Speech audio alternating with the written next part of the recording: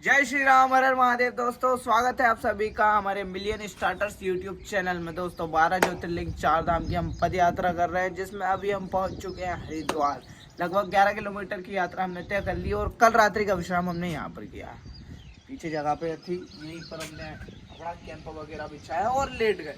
थकान बहुत ज़्यादा थी, रोटी वगैरह कुछ नहीं बनाई और सीधे सो गए कि अब हम निकलने वाले हैं यहाँ से। बहुत ही प्यारी सी सुबह हो चुकी है दोस्तों, और इस सुबह में आनंद है बढ़ने का। बाकी आज हमने बहुत ज़्यादा दिन चढ़ा लिया है, थकान बहुत ज़्यादा थी शरीर में, इसलिए सात बज चुकी है आज यात्रा पर आगे बढ़ते बढ़ते। तो निकलते हैं इस जरा सी कुटिया में से।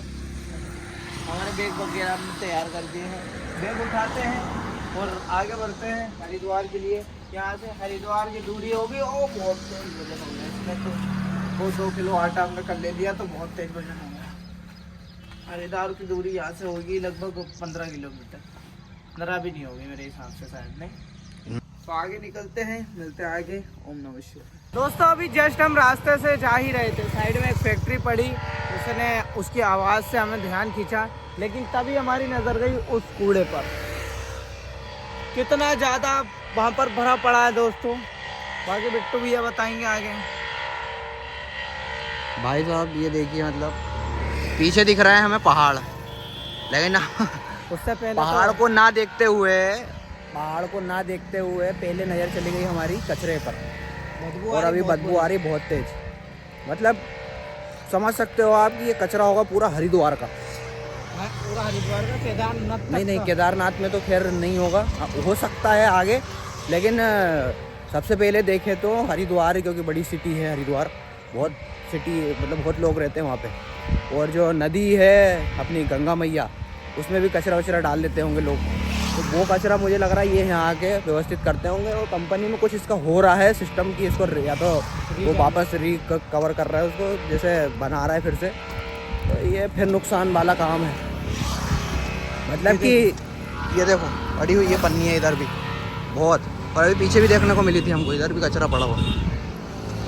तो इसका सीन ये है कि जो पन्नी है उसको तो पूरी तरीके से बंद होना चाहिए।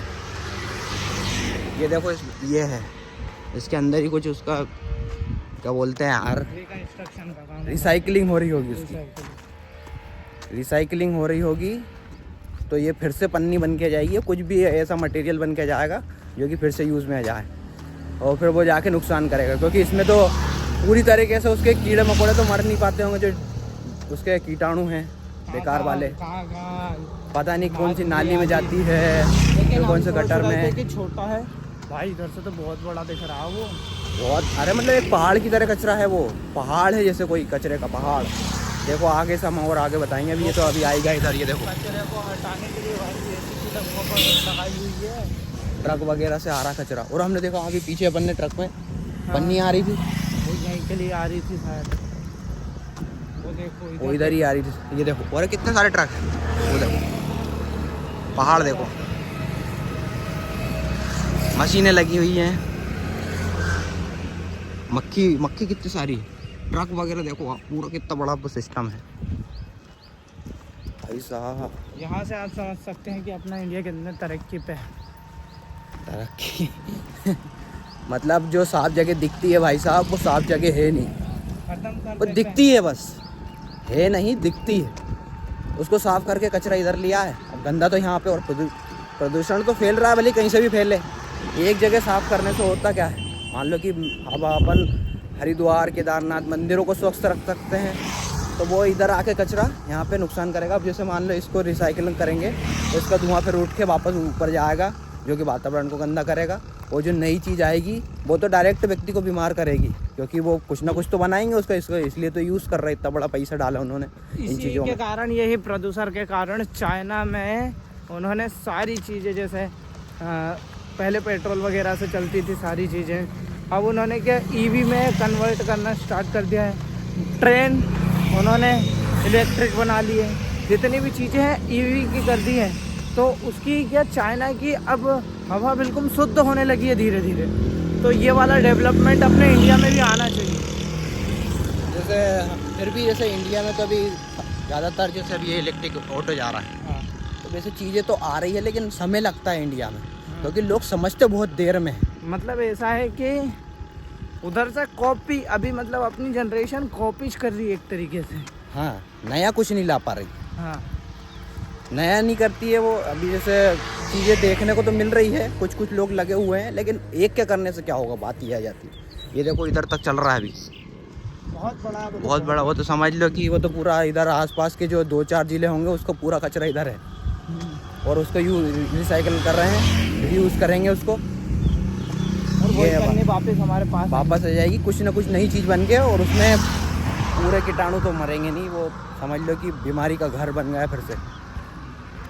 तो कोई ना, बाकी बस यही बताना था। मिलेंगे भैया, नहीं मिलेंगे क्यों, उनसे बोलें तो भैया कि पन्नी का यूज़ कृपया करके कम करें। मतलब ज़्यादातर जैसे कोई देता है दुकान वाला, अपना सामान अपने घर से झोला ले जाओ। जैसे प्रधानमंत्री जी ने भी बोला है पहले से ही कि अपने घर से ही अपना झोला ले जाओ, सब्ज़ी लेने के लिए, जो भी चीज़ लेने के लिए ले जाओ, ताकि वो जो पन्नी है वो आपके घर आएगी नहीं तो आप फेंकोगे नहीं, वो तो आप भी, कोई भी हुआ फेंक देता है उसको। हम ही बोलते हैं, अब हमने भी कुछ सामान लिया दुकान से, जो क्या बोलते हैं अपना बिस्किट वगैरह हुआ या नमकीन वगैरह मिक्सचर हुआ, वो ले लेते हैं, खा लिया आपने। अब मान लो हमने हमारी जेब में तुरंत तो रख लिया, लेकिन आगे ले जाकर फेंकेंगे कहाँ उसको, कहीं तो फेंकेंगे, वो कहीं भी फेंको उसको प्रदूषण तो करेगा। तो ऐसे करके आप कम करें पन्नी का उपयोग, ना ही करें तो और भी अच्छा है। हमारे जैसे वहाँ नीट लग रही है, लेकिन नीट क्या, उसके सिवा हर चीज़ वही हो गई है। कुछ ना कुछ तो आएगा नया। अब लगे हुए हैं साइंटिस्ट कुछ लोग जो कि उसका सॉल्यूशन निकाल रहे हैं, लेकिन अब बहुत सस्ती पड़ती है, चल रही है मार्केट में। वो भी पहले चाइना ही करेगा उसका भी। हाँ, नहीं उसने तो क्या निकाल के, चाइना क्या करता है, चीज़ों को निकाल के और थोड़े दिन यूज़ करता है और फिर नई चीज़ ले आता है वो। ऐसा उसके पास बहुत साइंटिस्ट और जो बोलते हैं नए प्रकरण निकलने वाले लोग हैं, बहुत हैं वहाँ पे, कुछ ना कुछ भी चीज़ों में लगे ही रहते हैं ऐसा। तो भैया आगे को और भी दिखाएंगे हम आपको, क्योंकि अब जैसे गंगा मैया के पास जा रहे हैं तो वहाँ के भी दर्शन कराएंगे आपको हरिद्वार में। मिलेंगे फिर, हर हर महादेव। दोस्तों अभी हम मस्त चल चुला कर, या 10 किलोमीटर हमने चल लिए, पता नहीं, या 15, पता नहीं। हाँ, लेकिन शुरुआत पे हैं हम हरिद्वार के, और गंगा मैया के तट पर बैठे हुए हैं। सामने है हमारी गंगा मैया। कैसा लग रहा है बिट्टू भैया? अद्भुत ही दृश्य देखने को मिल रहा है, वहाँ की बहुत मज़ा आ रहा है, ज़बरदस्त मज़े आ रहे हैं अभी हमको। मतलब वो बोलते ना कि इतने दिनों से तो हम रूखा सूखा देखते आ रहे हैं, और आज हरियाली पूरी पीछे से ही, जैसे ही हम क्या बोलते हैं अपने उत्तराखंड में इंटर हुए थे, वहीं से ही ऐसा लगने लगा, बिल्कुल हरा भरा था। और गंगा मैया देखो बिल्कुल क्या साउंड करती हुई जा रही है, अलग ही लेवल। बहुत ही आनंद आ रहा है दोस्तों। ऐसा लग रहा है कि हमने सारी, मतलब हमारी यात्रा सफल हुई यहाँ पर, ऐसा लग रहा है बिल्कुल। मतलब शांति और क्या बोलते हैं अंदर से खुशी। और अपने जो अभी केदारनाथ जाने वाला जो रूट लेंगे, इनसे आगे से हरिद्वार से, तो मतलब बढ़िया सी, मतलब जंगल वाला रास्ता रहेगा, पूरा शांत रहेगा, पूरा शांत। घुमा फिरा के बात ये है कि मतलब अंदर से तो बिल्कुल गदगद हो गया, स्वर्ग में जा रहे हैं एक तरीके से। में जा रहा है।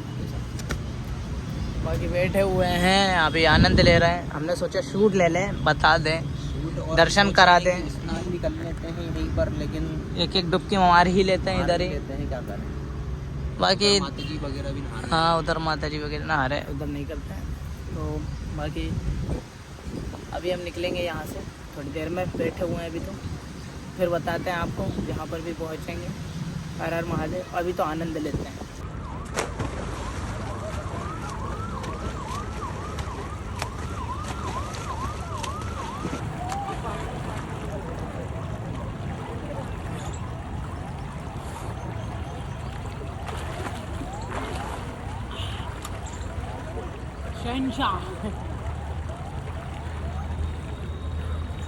उनने क्या बोला था, फ्लोटिंग करके आना।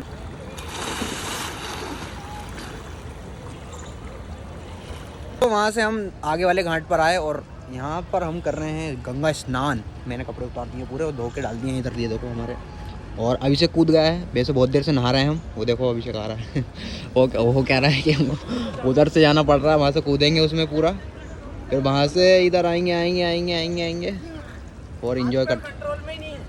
क्यों ऐसा क्या लूले हो गए दोस्तों।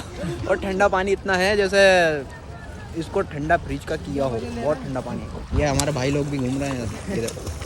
ये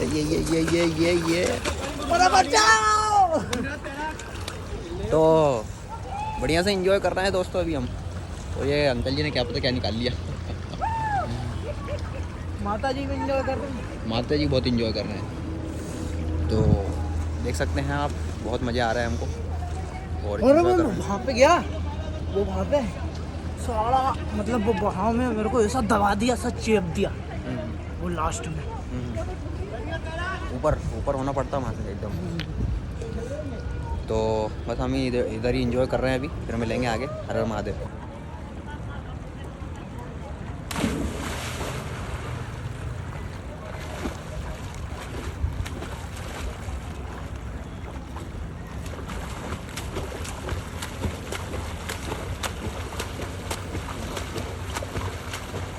दोस्तों अभी हम आगे बढ़कर पहुंच चुके हैं मेन जगह पर, जहां पर हमें दिखी है भीड़ ही भीड़, चारों तरफ भीड़ ही भीड़। और ये रहे हम बिल्कुल मुंह पे पैक करके, क्योंकि धूप बहुत ज़्यादा है। लेकिन अब हमारी इच्छा हो रही है कि एक और बार नहाएंगे, लेकिन उससे बड़ी परेशानी ये है कि यहाँ पर भीड़ ज़्यादा है। क्या पता सामान चोरी वोरी का दिक्कत है, कौन देखेगा, बहुत ज़्यादा दिक्कत है। तो हम सोच रहे हैं कि नहीं नहाएं। एक मन कह रहा है नहाने की, एक मन कह रहा है नहीं नहाने की, तो नहीं नहाएंगे। वैसे तो हम ऋषिकेश तक साइड में जाएंगे, यदि इच्छा होगी तो फिर नहा लेंगे। और तो अभी तो हर की पेड़ी पर है, हर की पेड़ी, हर की पेड़ी। बहुत सारे लोग इधर ही आकर नहाते हैं, सारे के सारे ही आकर नहाते हैं। और शाम को गंगा आरती वगैरह होती है इधर ही। वो ये देखो, ये 4 खंड बने हुए हैं गंगा आरती के, 4-5 खंड जितने भी यहाँ पर पब्लिक है। देखो यहाँ पर पानी नहीं है, फिर भी वो भैया तैर रहे हैं। शर्मनाक बात नहीं है, ये पानी है तो इन्होंने बनाया है ना,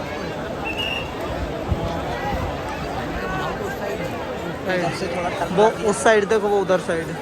इधर तो इन्होंने बस ऐसे ही घुमा दिया है रिवर को, घुमा दिया ताकि सब लोग नहा सकें। और नाम दे दिया ब्रह्मकुंड। ब्रह्मकुंड नाम दे दिया साहब। और सामने रख दिया भोलेनाथ जी का मंदिर के दर्शन करेंगे। बिल्कुल, ये मंदिर है, वो मंदिर है, वो मंदिर है, वो मंदिर है, बहुत सारे मंदिर हैं। चलो तो भैया यही बताना चाहते थे। सुन कीजिए, 1 बजने वाले हैं हमको, और अभी हमारा कोई समझ आवाज़ नहीं आएगी तुमको, वैसे चिल्ला चोट कम है। तो फिर एक काम करें, बाद में बात करेंगे, हाँ, अभी के लिए इतना काफ़ी है। मिलेंगे आगे भैया, यही जगह दिखाना था इसलिए। तो दोस्तों वहाँ से आगे बढ़ के हम अभी आ चुके हैं एक मंदिर पर। ये पीछे मंदिर है, हनुमान जी बैठे हुए हैं। और लगभग हम यहाँ तक और 6 किलोमीटर चल के आ गए। हमें ऐसी व्यवस्थित जगह नहीं मिली जहाँ पर हम ठहर सकें, तो ये मंदिर मिला था। तो यहीं पर हमने महाराज जी एक इधर थे, वो भी यात्री थे, उनसे पूछ के, और पुजारी जी भी थे, उनसे भी पूछ के हमने आराम कर लिया इधर। और अब बढ़ने का समय हो गया हमारा आगे, और अभी देखते हैं, भोजन नहीं हुआ है हमारा, तो हमने अपना जो बैठे हुए थे संत जी साधु जी जो थे उनसे पूछा, तो उन्होंने बताया है आगे का। बोले कि आगे आप जाओगे तो एक आश्रम है, वहाँ पर भोजन मिलता है, यहाँ से 1 किलोमीटर आगे इसी रास्ते पर उन्होंने पता बताया है। तो देखते हैं वहाँ पर भोजन होगा तो भोजन करके फिर हम यात्रा पर आगे बढ़ जाएंगे, नहीं तो फिर देखते हैं क्या होगा। तो मिलते हैं, यहाँ से आगे बढ़ते हैं। अभी तो हर हर महादेव। निकल चुके हैं दोस्तों अभी हम, और मेरे को बाहर तो कुछ अलग ही सीन दिख रहा भाई निकलने के बाद। ये देखो सारी हवा चल रही है इधर, तो मौसम बना हुआ है, मौसम बना हुआ है दोस्तों, मौसम बना हुआ है भाई, पानी वगैरह आने का। क्या बात है, बढ़िया है। समय काफ़ी ज़्यादा हो गया है, और भाई इस आश्रम में आने में हमको भाई बहुत घूमना पड़ा। जिस भी जगह जाते थे वहाँ पर जगह नहीं मिलती थी, खासकर सोने की जगह नहीं मिलती थी, आराम की जगह नहीं मिल रही थी।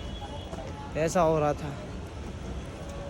कम से कम हम 5-6 जगह देखें, फिर 7वीं जगह ये मिली हमें। बाकी बढ़िया है, निकल चुके हैं, आराम हो चुका है। मिलते हैं आगे। हर हर महादेव। देखते हैं हवा मतलब पानी आनी आया तो बताएंगे आपको। दोस्तों अभी हम बाबा बंसी वाला अन्नपूर्णा आश्रम पर आए हैं। ये देखो दोस्तों, यहाँ पर हमारी भोजन की व्यवस्था कर दी है, मतलब कर दी है नहीं, यहाँ पर भोजन मिलता है हर समय। तो हमने यहीं पर भोजन किया है और बढ़िया सा भोजन करके अब हम वापस यात्रा पर आगे बढ़ेंगे। एक बात यह है कि यहाँ पर मतलब भोजन परमानेंट नहीं चलता, गैप होता रहता है। तो अभी क्या 7 बजे भोजन होने वाला था, लेकिन हम 6 बजे आ गए थे। तो यहाँ के जो कर्मचारी हैं इतने प्यारे हैं, उन्होंने हमें हमारी यात्रा को देखते हुए जल्दी भोजन करा दिया। बहुत अच्छा लगा। बाकी तहे दिल से उनका धन्यवाद। अब हम वापस आगे बढ़ेंगे और जल्दी पहुंच जाएंगे आगे ऋषिकेश तक। यही बताना था। हर हर महादेव। दोस्तों भोजन वगैरह खा पी कर हम लगभग और पता नहीं कितने किलोमीटर चले हैं, लेकिन सुबह से टोटल 28 किलोमीटर हम चले हैं। 2 किलोमीटर और रह गया था। बाकी हमने भोजन कर लिया था ना, तो हमको चलते नहीं बना, पता नहीं क्यों। मतलब भोजन करने के बाद एनर्जी लग जाता है भोजन पचाने में, तो फिर शरीर पे नहीं जाता, तो बुखार भी आ गया। तो अभी हम पहुंच चुके हैं श्यामपुर कॉलोनी में, जो ऋषिकेश में है। मतलब शुरुआती दौर है ये ऋषिकेश का। लगभग ऋषिकेश की दूरी यहाँ से होगी 15 किलोमीटर। और बस हमको कल पहुँचेंगे अब तो ऋषिकेश। हमने सोचा था थोड़ी और पास चल जाएंगे, 2 किलोमीटर और चल के, लेकिन बिट्टू भैया के भी पैर दिखने लगे, मेरे भी दुखने लगे, तो हमने सोचा यहीं रुकते हैं। तो यहीं हमने कैंप लगाया है। बिट्टू भैया सो चुके हैं और बस यहीं पर अभी हम सोने वाले हैं। बढ़िया रहा दिन हमारा, बिल्कुल प्यारा। आज गंगा मैया जी में स्नान करा, भोले बाबा जी को जल वगैरह मन से चढ़ाया, ऐसे तो नहीं चढ़ाया मैंने, तो करेंगे। आज के लिए बस इतना ही, मिलेंगे कल। हर हर महादेव, शुभ रात्रि।